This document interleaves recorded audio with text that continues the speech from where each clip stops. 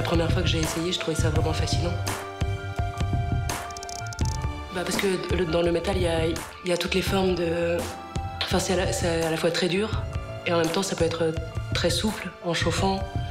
Le textile, par exemple, c'est uniquement souple. Le bois, c'est pas très très souple, alors qu'avec le métal, il y a différents états. Ce qui permet formellement vraiment des choses différentes. Enfin, ce qui est vraiment central dans mon travail, c'est le tournage. Et je pense que ce qui me plaît particulièrement, c'est la précision. À la fois, c'est une technique qui est très très rigide et qui fait des pièces extrêmement propres. Et du coup, après, au moment de l'assemblage, on peut imaginer quelque chose de complètement fou ou d'aléatoire. Ce sera jamais n'importe quoi, vu que les pièces à la base seront tout à fait nickel. Enfin, ont pour vocation d'être tout à fait nickel après des années de technique. Ce qui a été la chose la plus difficile pour moi, c'est que c'est une machine dangereuse et qu'il a fallu s'astreindre à un minimum de règles, alors que c'est une technique qui est faite de répétition de gestes permanentes.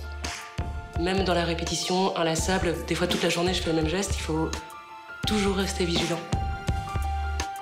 Ouais, ça, je trouve ça, le moindre faux pas peut t'arracher un doigt.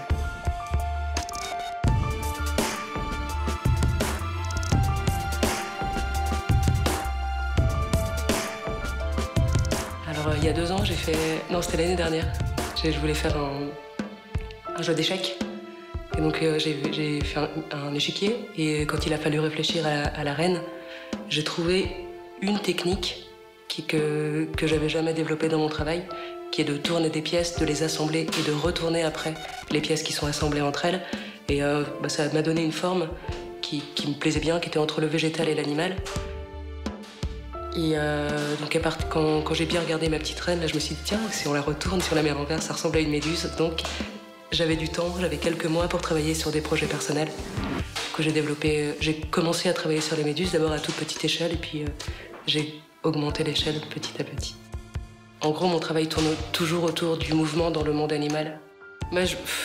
Disons que je me concentre sur des projets d'1 an, de 2 ans, enfin de plusieurs années, sur un mouvement. Donc j'ai pas mal travaillé au tout début sur la marche, et là ça fait 3 ans que je travaille sur le mouvement de la nage. Cette pièce-là, elle est arrivée à la fin de la série des Méduses. Du coup, j'avais déjà testé, maquetté plusieurs pièces. Et pour celle-ci, j'ai choisi les caractéristiques qui me plaisaient le plus, ou les trouvailles formelles dans les pièces précédentes. Et j'ai essayé de les assembler dans quelque chose de cohérent. Donc ce qui a été vraiment complexe, c'est d'une part la longueur des pièces tournées, et d'autre part l'assemblage, tout le travail de soudure.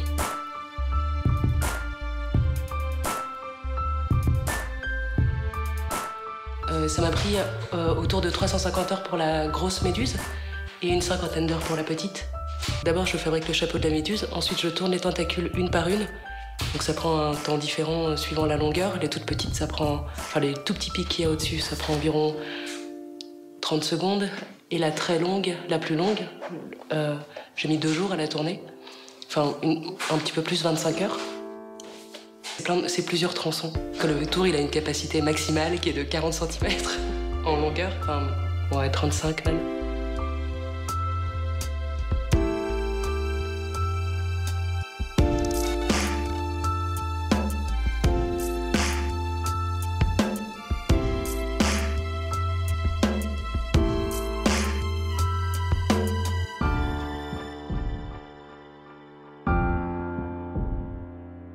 Avec le prix, je pense que je vais m'acheter le tour de mes rêves.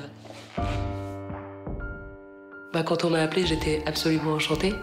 Et je revenais tout juste de voyage, donc j'étais complètement dans le décalage horaire. Du coup, c'était bizarre. J'ai failli me planter en mobilette juste après. Non, en fait, c'est un peu particulier d'avoir ce prix si jeune, je trouve. Je le vis beaucoup plus comme un encouragement, comme un aboutissement. Là, je voudrais continuer un petit peu à travailler sur le mouvement de la nage. Il y a encore quelques pièces que j'ai pas pu réaliser, soit techniquement, soit parce que j'ai pas eu le temps, mais c'est surtout pour des raisons techniques. Il y a encore j'ai encore envie de chercher dans quelques directions. Et ensuite, j'aimerais travailler sur les mécanismes de l'envol.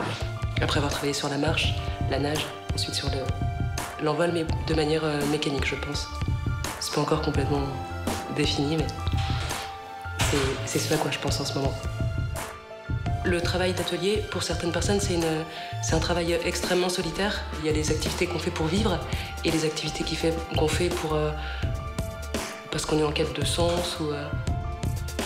Et le fait de réussir à mener des projets à bien que personne n'attend et qu'on fait tout seul dans l'atelier, je trouve que c'est ce qu'il y a à la fois de plus difficile et de plus ambitieux, enfin de plus intéressant.